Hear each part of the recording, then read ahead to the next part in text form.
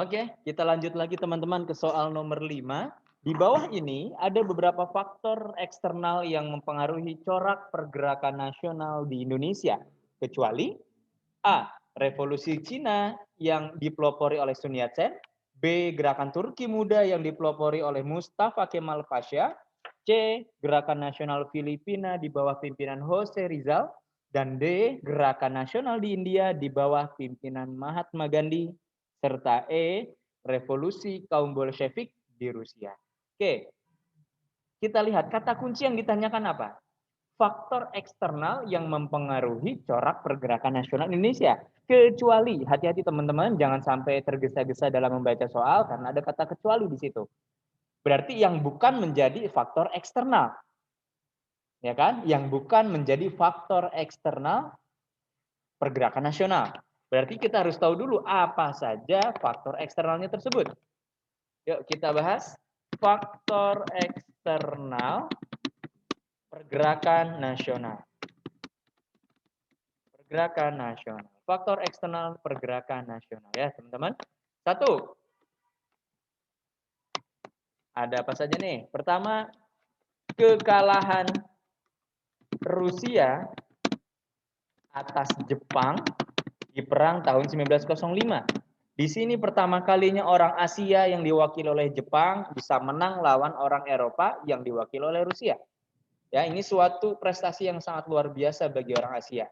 Berhasil mengalahkan dominasi Barat, dominasi orang-orang Eropa. Yang B, yang selanjutnya. Selain kekalahan Rusia atas Jepang tahun 1905, juga muncul dan masuknya paham-paham baru. Di antaranya liberalisme, komunisme,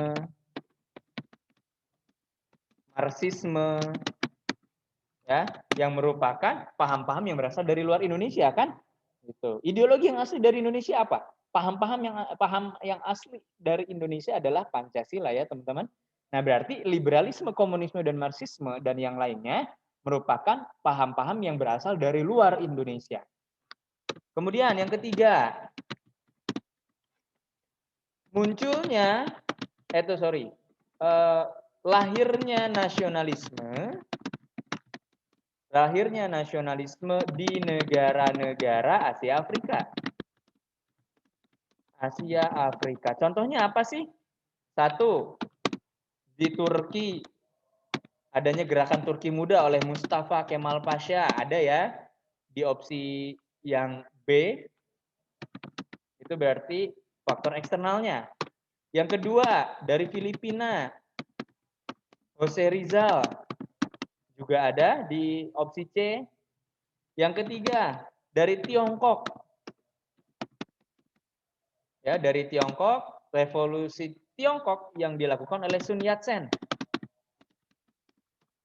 Dan yang keempat, dari India, adanya nasionalisme yang dilakukan, dipelopori oleh Mahatma Gandhi. Ada di opsi D. Nah, jadi di sini sudah bisa kita lihat jawabannya yang bukan merupakan faktor eksternal adalah yang ember ya, yang E teman-teman. Yang E. Mengapa? Karena revolusi Bolshevik itu terjadi setelah munculnya pergerakan nasional.